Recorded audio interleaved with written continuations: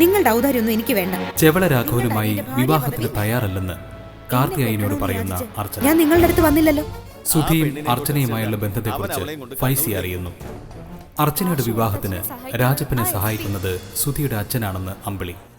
അർച്ചനയുമായുള്ള പ്രണയം മനസ്സിൽ സൂക്ഷിക്കുന്ന സുധിയുമായുള്ള വിവാഹത്തിൽ നിന്ന് പിന്മാറുന്ന നിരഞ്ജന. വലിയൊരു സത്യം സുധിയുടെ മുന്നിൽ തുറന്നു പറഞ്ഞവളല്ലേ ഞാൻ. രാജപ്പന് 15 ലക്ഷം രൂപ നൽകുന്ന ജയന്തി. ഇനി രാജപ്പനെ കാണുമ്പോ കയ്യിൽ അർച്ചനയുടെ വിവാഹ സീഡി ഉണ്ടാവണം. അർച്ചനയെ സ്നേഹിക്കുന്ന സുധി എന്തിന് മറ്റൊരു വിവാഹത്തിന് തയ്യാറായി എന്ന ചോദ്യവുമായി നിരഞ്ജന. രാത്രി മഴ തുടരുന്നു. പഠിക്കുന്ന കാലത്ത് ആണിനും പെണ്ണിനും പല ബന്ധങ്ങളും കാണും. ഒക്കെ കല്യാണം കഴിയുന്നതോടുകൂടി അതവിടെ അവസാനിക്കും. അറേഞ്ച്ഡ് മാരേജിന്റെ ഫലം അതാ. ഇതൊരു നിസ്സാരകാരിയായിട്ട് എനിക്ക് തോന്നുന്നേ. എനിക്കങ്ങനല്ല. ഒരു പെൺകുട്ടിയെ സുധി അത്രയേറെ സ്നേഹിച്ചിരുന്നു. ഇപ്പൊ അവളെ കാണാനില്ല. എവിടെയാണെന്നോ എന്താണെന്നോ അറിയില്ല. ആ സാഹചര്യത്തിൽ എന്തുകൊണ്ട് സുധി വേറൊരു വിവാഹത്തിന് തയ്യാറായെന്ന് അമ്മ ചിന്തിച്ചിട്ടുണ്ടോ? എനിക്കൊരു കുഞ്ഞിനെ പ്രസവിക്കാനുള്ള ശേഷിയില്ലെന്ന് അറിഞ്ഞിട്ട് ആ വിവരം സുധി വീട്ടിൽ അറിയിച്ചിരുന്നെങ്കിൽ ഈ വിവാഹം നടക്കുവോ? ഒരിക്കലും സുധിയുടെ വീട്ടുകാരത് സമ്മതിക്കില്ല. അപ്പൊ സുധി ഉദ്ദേശിക്കുന്ന എന്താ? എന്നെ ഒരു കരുവാക്കി വീട്ടുകാരോട് പക വീട്ടുക. ഞാനതിന് നിന്നു കൊടുക്കണമെന്നാണോ അമ്മ പറയുന്നത്? അങ്ങനെയാണെങ്കിൽ ഒരിക്കലും ഞാൻ അതിനോട് യോജിക്കില്ല. പക്ഷെ നീ ചിന്തിച്ചു കൂട്ടുന്നൊന്നും സുധി മനസ്സിൽ പോലും വിചാരിക്കാത്ത കാര്യങ്ങളാണെങ്കിലോ? ഒരു ജീവിതമല്ലേ കിട്ടുന്നത്, അത് തട്ടിക്കളയാനല്ലേ മോളെ നീ ശ്രമിക്കുന്നത്? നീ സ്വയം ഒന്ന് ചിന്തിച്ചു നോക്ക്. നിന്റെ കഴുത്തിൽ താലി കെട്ടിയിട്ട് നീ സംശയിക്കുന്ന പോലെ അവൻ നിന്നെ ഒരു കരുവാക്കാൻ ഒരിക്കലും ശ്രമിക്കില്ല. എനിക്കത് നല്ല ഉറപ്പുണ്ട്. ഒരു തെറ്റും ചെയ്യാത്തവളാ നീ. നിന്നെ നോവിക്കാൻ അവന് കഴിയില്ല മോളെ. അവന്റെ ഇപ്പോഴത്തെ മാനസികാവസ്ഥ നീ മനസ്സിലാക്കണം. അത് മാറും. അല്ലെങ്കിൽ മോൾക്കത് മാറ്റിയെടുക്കാൻ കഴിയും. ആശിച്ചും മോഹിച്ച് നമുക്ക് കിട്ടിയ ബന്ധമല്ലേ മോളെ ഇത്?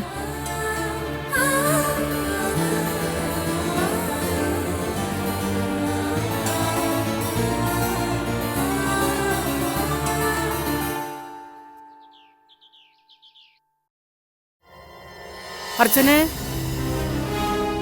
മോളെ അർച്ചനെ, ഇവളിത് അങ്ങോട്ട് പോയി.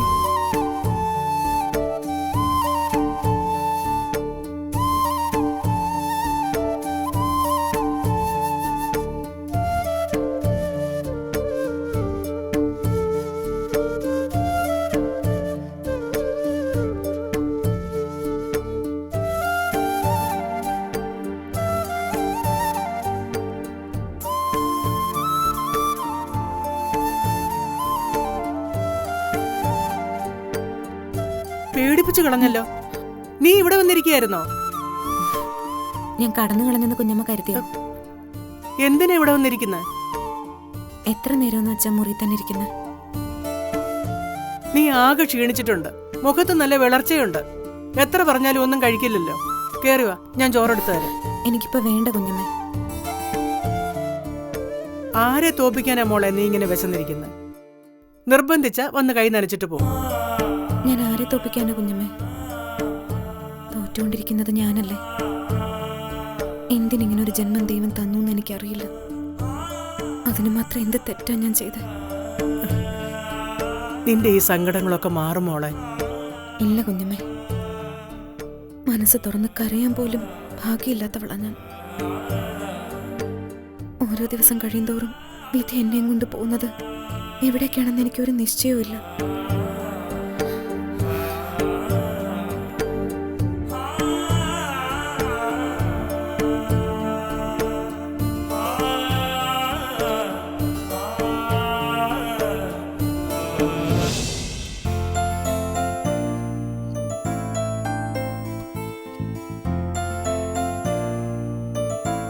കൈയറച്ചു പോവരുത്. ഇങ്ങനെ റൗണ്ട് ചെയ്ത് വരണം. ഹോ, ഇതല്പം കടുപ്പം തന്നെ. എന്നെ കൊണ്ട് ചെയ്യാൻ പറ്റുന്ന തോന്നില്ല രേവതി. കുറച്ച് ട്രൈ ചെയ്യുമ്പോ ശരിയാവും ചേച്ചി. രേവതിയെ ഞാൻ സമ്മതിച്ചു തന്നു. എത്ര എളുപ്പത്തില്ല രേവതി വെട്ടുന്നതും തയ്ക്കുന്നതും ഒക്കെ. ചേച്ചി മടുത്തോ? ഇനി കുറച്ച് കഴിയട്ടെ. ഞാൻ കിച്ചണിലൊന്ന് പോയിട്ട് വരാം. രേവതി ആ ചുരിദാറിന്റെ ബാക്കി കൂടി ഒന്ന് തയ്ച്ചതാ. ശരി ചേച്ചി.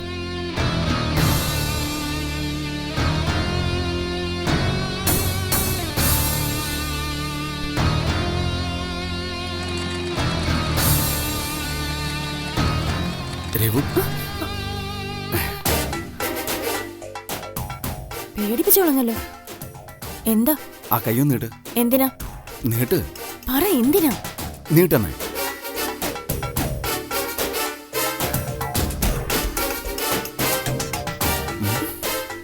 പ്രമീളേച്ചി വരും. എന്തായി കാട്ടുന്നെ? അമ്മ ഇപ്പൊ വരില്ലമ്മേ. ഈശ്വരാ, ചേച്ചി വന്ന. സച്ചി ഒന്ന് പോ. നിക്ക്.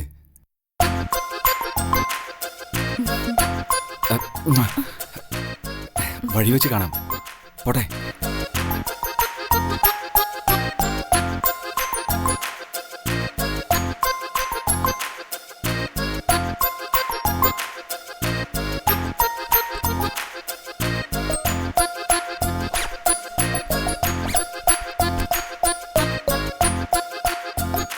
ആ, എന്തായി രേവതി?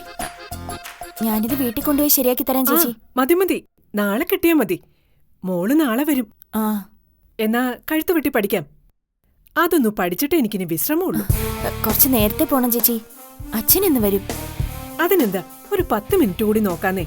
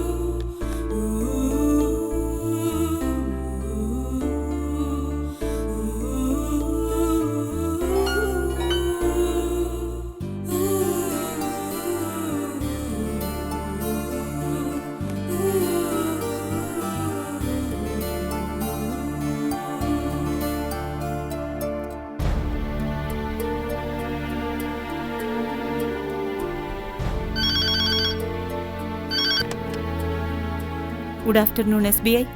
മേഡം, സുധീഷ് സാർ വന്നിട്ടുണ്ടോ? സുധീഷ് സീറ്റിലുണ്ടല്ലോ.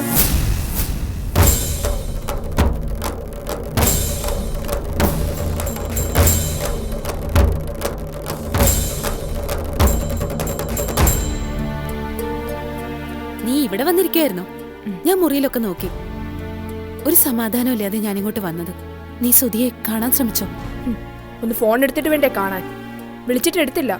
ഒരു മെസ്സേജ് അയച്ചതിന് റിപ്ലൈ വന്നു. സ്ഥലത്തില്ല, യാത്രയിലാണ് പോലും. അത് പിന്നെ തിരക്കായതുകൊണ്ടാവില്ലേ? അല്ല, പറഞ്ഞത് കള്ളമാണെന്ന് എനിക്കറിയായിരുന്നു. ഞാൻ ബാങ്കിൽ വിളിച്ചു. സുധി അവിടുന്ന് ജോലി ചെയ്യുന്നുണ്ട്. ഇനി എന്താ നിനക്ക് പറയാനുള്ളേ? ഓക്കെ, ഞാൻ നിന്നെ അനുകൂലിക്കുന്നു. ഇപ്പോഴും സുധിയുടെ മനസ്സിൽ അവളുണ്ട്. അതിന്റെ നൊമ്പരവും നീരസവും സുധിയിലുണ്ട്. വിവാഹം കഴിഞ്ഞാലുള്ള കാര്യമാ നമ്മൾ ചിന്തിക്കേണ്ടത്, അല്ലാതെ സുധിയുടെ കഴിഞ്ഞ കാലമല്ല. കുറച്ചുകൂടി പ്രാക്ടിക്കൽ ആവാ നിരഞ്ജനെ. നീ സുധിയുടെ ഭാര്യയായി കഴിയുമ്പോ ശരിക്കും അതൊരു പിടിച്ചടക്കലാ. ഭാര്യയും പഴയ കാമുകയും തമ്മിലുള്ള അകലം ഒരുപാടുണ്ട്. അവര് തമ്മിൽ ഒരു കണ്ടുമുട്ടലിന് സാധ്യതയില്ലെന്നാണ് സ്നേഹ പറയുന്നത്. അവളുടെ വിവാഹം കഴിഞ്ഞെങ്കിൽ ഞാനിത്ര കൺഫ്യൂസ്ഡ് ആവില്ലായിരുന്നു. ഞാൻ നിന്നോടൊന്ന് പറയട്ടെ, അവളുടെ വിവാഹം കഴിയാതെ സുധി മറ്റൊരു വിവാഹത്തിന് തയ്യാറാവുന്ന നിനക്ക് തോന്നുന്നുണ്ടോ? ഒരു കാമുകനും അത്ര പെട്ടെന്ന് അതിനൊന്നും തയ്യാറാവില്ല. സുധി അത് അറിഞ്ഞിട്ടുണ്ടെന്നുള്ള കാര്യം ഉറപ്പാ. പിന്നെ നീ ഈ പറയുന്ന സുധിയുടെ വീട്ടുകാരോടുള്ള പ്രതികാരം ഇല്ല നിരഞ്ജന. നിന്നെപ്പോലൊരു പെണ്ണിനെ സുധി അതിനൊന്നും വേണ്ടി ഉപയോഗിക്കില്ല. നമ്മൾ കണ്ടതല്ലേ സുധിയെ? നിഷ്കളങ്കതയാ സുധിയുടെ മുഖത്തുള്ളത്. നീ ഭയക്കുന്ന മറ്റൊരു മുഖം സുധിക്ക് ഒളിപ്പിച്ചു വെക്കാനാവില്ല. വിവാഹത്തിൽ നിന്ന് ഇനി പിന്നോട്ട് പോവാൻ പറ്റില്ല. അത് നിന്റെ ജീവിതത്തിൽ വലിയ പ്രശ്നങ്ങൾ ഉണ്ടാക്കും. നിന്നെ ഒരു അപകടത്തിലേക്ക് ഞാൻ തള്ളിവിടില്ലെന്ന് നിനക്കറിയില്ലേ? എനിക്ക് നല്ല വിശ്വാസമുണ്ട് സുധിയുടെ ജീവിതത്തിൽ നിനക്ക് സ്വാധീനം ചെലുത്താൻ കഴിയുമെന്ന്. ഏത് നിമിഷവും സുധിയിൽ നിന്ന് ഒഴിഞ്ഞു പോകാമെന്ന മനസ്സല്ല നിനക്ക് വേണ്ടത്. സുധിയോടൊപ്പം ഒന്നിച്ച് ജീവിക്കാന്നുള്ള വിശ്വാസ. അവളെക്കുറിച്ച് കൂടുതൽ അന്വേഷിക്കാൻ നീ ഫൈസിയോടൊന്ന് പറയണം. ഞാൻ പറയാതെ തന്നെ ഫൈസി അത് ചെയ്യും. ഇന്ന് തിരിച്ചു പോവാനിരിക്കുന്ന ആളാ യാത്ര മാറ്റി വെച്ചിരിക്കുന്നത്. അവളുടെ വിവാഹം നടന്നിട്ടുണ്ടെന്ന് ഉറപ്പ് കിട്ടിയ ഞാൻ ഈ വിവാഹത്തിനെതിരല്ല. നീ പറഞ്ഞതുപോലെ ഞാൻ നല്ലൊരു ഭാര്യയാവും.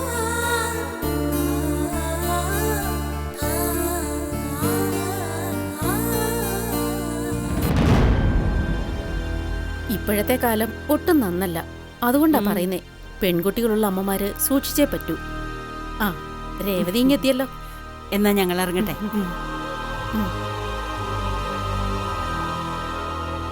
ഡേ, ഇന്നത്തെ ദിവസം കൊണ്ട് പ്രമീളയുടെ വീട്ടിലേക്കുള്ള പോക്ക് നീ നിർത്തിക്കോണം. അപ്പൊ ഞാൻ ജീവിക്കേണ്ടതാണോ അമ്മ പറയുന്നേ? പട്ടിണി കിടന്നാലും വേണ്ടില്ല, അപവാദം കേൾക്കാൻ ഇനി വയ്യ. പിന്നെ അപവാദം കേൾക്കാതെ ജീവിക്കുന്ന കുടുംബമല്ലേ? എന്നെ പറ്റി എന്ത് അപവാദം അമ്മ കേട്ടത്? എനിക്കിപ്പോ അത് അറിയണം. നിന്നോട് ഞാൻ അന്നേ വിലക്കിയതാ പ്രമീളയ്ക്ക് ഒരു മോനുള്ള കാര്യം. നിന്നെ അവനും ചേർത്ത് വേണ്ടാതിനും പറയാ നാട്ടുകാര്. പറയും, പറഞ്ഞില്ലെങ്കിലേ അത്ഭുതമുള്ളൂ. 3 പെണ്ണാ ഈ വീട്ടിലുള്ളത്. മൂത്തവള് ചാടിപ്പോയല്ലേ തൊട്ട് താഴെയുള്ള പെൺകുട്ടികളാ അതിന്റെ ശിക്ഷ അനുഭവിക്കുന്നത്. ആ ശിക്ഷ അനുഭവിച്ചേ തീരൂ. അമ്മ അതിന് എന്റെ മെക്കിട്ട് കയറാനല്ല വരേണ്ടത്. നിർത്തടേ, നിന്നെ ആ ചെറുക്കനെ പലരും വഴി വെച്ച് കണ്ടല്ലോ. ആ, കണ്ടു കാണും. അവൻ എന്തെങ്കിലും ചോദിച്ചതിന് മറുപടിയും പറഞ്ഞു കാണും. അതൊക്കെ നാട്ടിൽ നടക്കുന്ന കാര്യങ്ങളാ. ഒരാണും പെണ്ണും മിണ്ടിയെന്ന് കരുതി ആകാശമൊന്നും ഇടിഞ്ഞു വീഴത്തില്ല.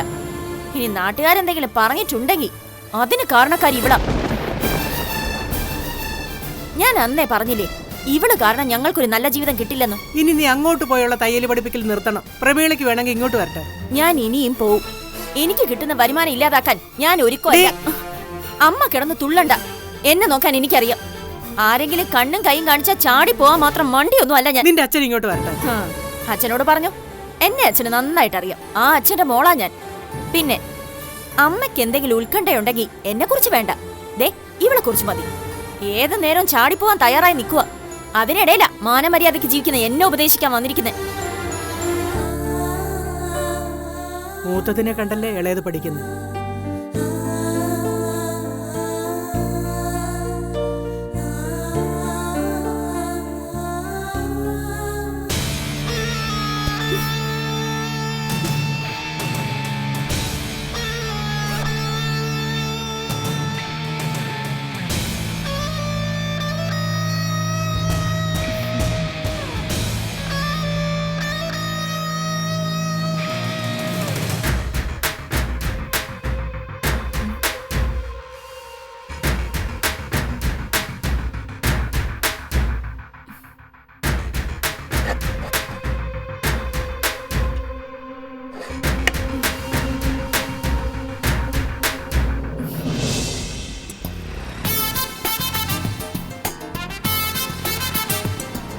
ഹലോ സുധി.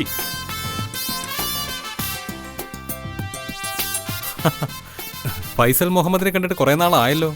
ഞാനിപ്പോ പാറശാല സ്റ്റേഷനിലാ. അതാ ഇടയ്ക്ക് വിശ്വനാഥ് സാറിനെ കാണാൻ വരാതിരുന്നത്. ഇപ്പൊ ലീവിലാണോ?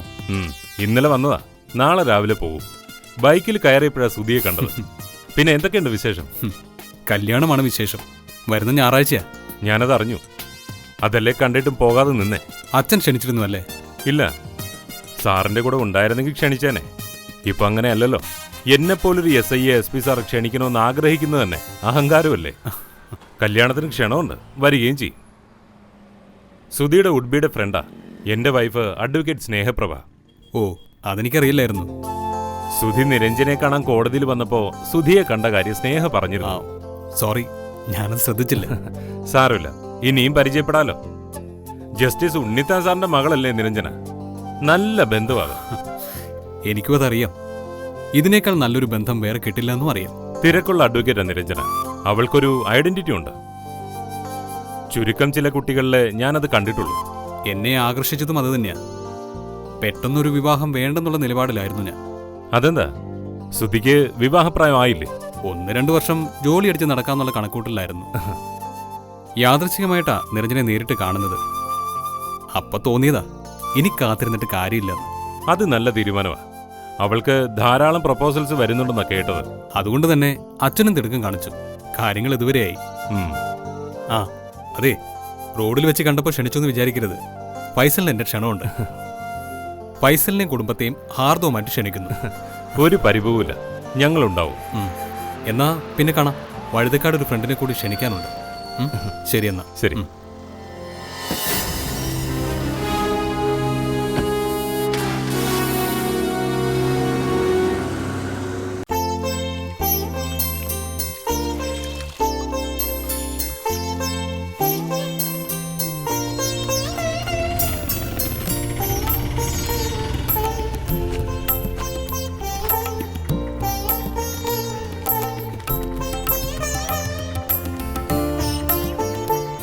ഇതാ ശരി. ആ ഒന്ന് പിടിക്കടി മോളെ. കല്യാണ ഡ്രസ്സൊക്കെ എടുത്തു വച്ചാ? ആ SP കാശ് തന്നോ? തന്നടി മോളെ. മോടി കൂട്ടാൻ വേണ്ടി അച്ഛൻ കുറച്ച് കാശ് പൊടിച്ച ലക്ഷണമുണ്ട്. പുറം മോടി കാണിക്കാതിരിക്കാൻ പറ്റുമോടി? ആ നീ വാ. അതങ്ങോട്ട് വയ്ക്കടി മോളെ. ആഹാ, ഡ്രസ്സൊക്കെ എടുത്തോ? ഡ്രസ്സ് മാത്രമല്ല 25 പവന്റെ പൊന്നു കൊടുത്തിട്ടുണ്ട്. അതിനുള്ള പൈസയൊക്കെ ഒത്തു കിട്ടിയോ? പണയപ്പെടുത്താൻ ഭൂമിയുടെ ആധാരം ഉണ്ടെങ്കിൽ എത്ര കാശാട് കിട്ടാത്ത? അതൊന്ന് തുറന്നു കാണിച്ചു കൊടുക്കടി മോളെ. ആ അവളെ വിളിക്ക്. അർച്ചനെ, അർച്ചനെ ഒന്നിങ്ങോട്ട് വാ. നോക്കട്ടെ.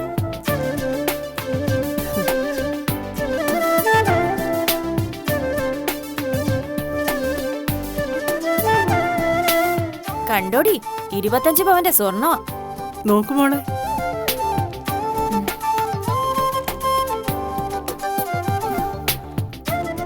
ഇതിന് നല്ല വിലയായിട്ടുണ്ടല്ലോ അച്ഛാ. ഞാൻ അതൊന്നും നോക്കിയില്ല മോളെ. 15 ലക്ഷം രൂപയ്ക്കാ വീട് പണയപ്പെടുത്തിയത്. സാരിയുടെ കാര്യത്തിൽ ലുബ്ധ കാണിച്ചിട്ട് കാര്യമുണ്ടോ? മാത്രമല്ല പയ്യന്റെ വീട്ടുകാരുടെ മുമ്പിൽ നമ്മൾ താഴാനും പാടില്ല.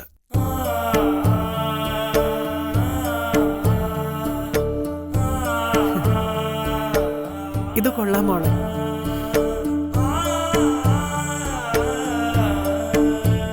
വീഡിയോ ഉണ്ടോ അച്ഛാ? പിന്നെ അത് വേണ്ടേ? ഞാൻ വീഡിയോയ്ക്കും ഫോട്ടോയ്ക്കും ആളെ ഏർപ്പാടാക്കി. പോയ മാനം തിരിച്ചു പിടിക്കണമെങ്കിൽ നാട്ടുകാരുടെ മുമ്പിൽ ഇതൊക്കെ വേണം. സ്വർണ്ണ 25 പവനും ഉണ്ടോ? 4 ഗ്രാം കൂടുതലും ഉണ്ട്. അതാണടി ഒരു ഗമ.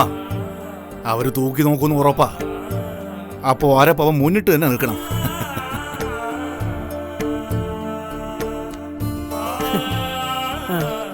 നിനക്ക് നന്നായിട്ട് ചേരും. എന്തായാലും നിങ്ങളുടെ സെലക്ഷൻ ഞാൻ സമ്മതിച്ചിരിക്കുന്നു. സാരി തിരഞ്ഞെടുത്തത് അശോകനാടി. എനിക്കിതിനെ പറ്റി വല്ല വിവരമുണ്ടോ? അയ്യോ, ഇതൊക്കെ കണ്ടോണ്ട് നിന്ന് ചായ തരാൻ മറന്നുപോയി. ഇപ്പൊ എടുത്തോണ്ട് വരാം. കണ്ടോടി, എന്റെ അച്ഛൻ പറഞ്ഞ വാക്ക് പാലിക്കുമെന്ന്. എന്നെ ഇറക്കി വിടേണ്ട മുതലാ ഇത്.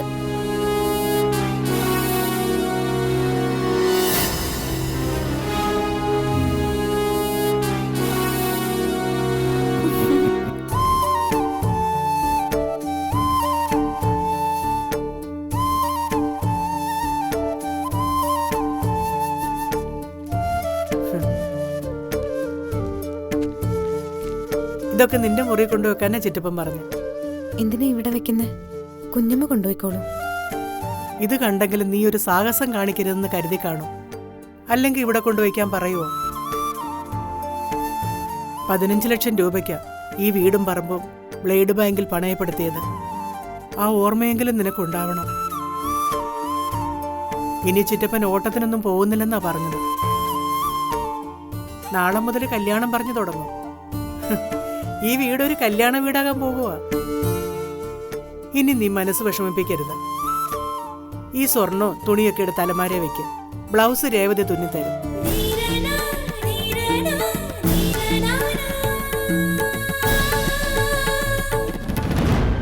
എടി മോളെ, അച്ഛൻ കാര്യങ്ങൾ ഇതുവരെ കൊണ്ടെത്തിച്ചില്ലേ? പിന്നെന്താ?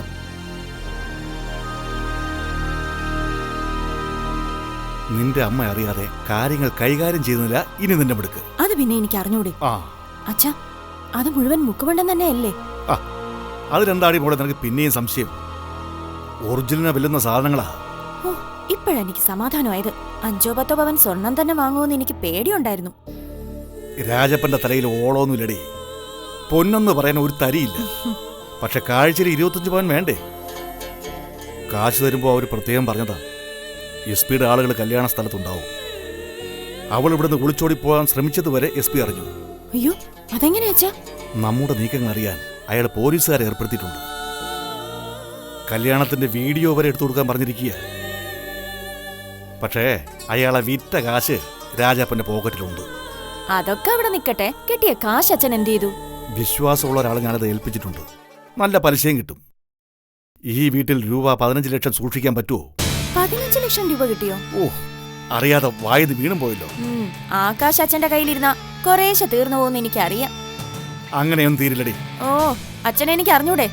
അവളുടെ കല്യാണം കഴിഞ്ഞാൽ ഉടൻ അച്ഛൻ എനിക്ക് 25 പവൻ സ്വർണം വാങ്ങിത്തരണം. അച്ഛൻ കേൾക്കുന്നുണ്ടോ? ആ, കേട്ടു. ആ, ഇനി വാക്ക് മാറരുത്. എന്റെ മനസ്സിലും അത് തന്നെയാടി.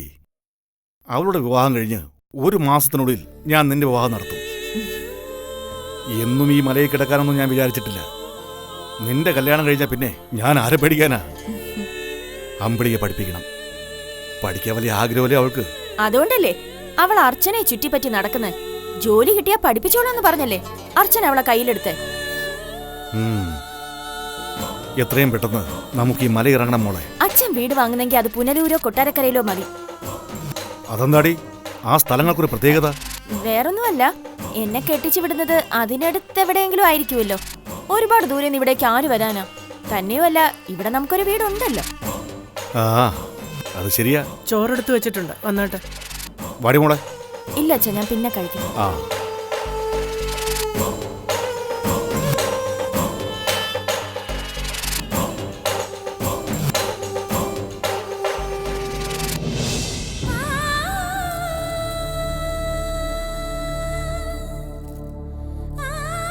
എപ്പോഴാ അച്ഛൻ വന്നത്? ഉച്ച കഴിഞ്ഞ്. ഇത് എത്ര പവനുണ്ടെന്നാ പറഞ്ഞേ? 25. ഈ ബോക്സിലൊന്നും വാങ്ങിയ ജ്വല്ലറിയുടെ പേരില്ല. ജ്വല്ലറിയുടെ പേരുള്ള കവറും ഇല്ല. ചേച്ചി അതൊന്നും നോക്കിയില്ലേ? ഞാൻ എന്തിനാ മോളെ ഇതൊക്കെ നോക്കുന്നേ? എനിക്ക് ഈ സ്വർണ്ണമൊന്നും വേണ്ട. രേവതിക്കിരിക്കട്ടെ. അതല്ല അച്ചുവേച്ചി കാര്യം. അച്ചുവേച്ചി ഒന്ന് നോക്ക്. 25 പവൻ ഏതെങ്കിലും കടയിൽ നിന്ന് ഇങ്ങനെ കൊടുത്തുവിടും അച്ചുവേച്ചി? നീ എന്താ മോളെ പറയുന്നേ? കാഴ്ചയിൽ ഇത് സ്വർണം തന്നെ, പക്ഷെ ഇത് സ്വർണം അല്ല.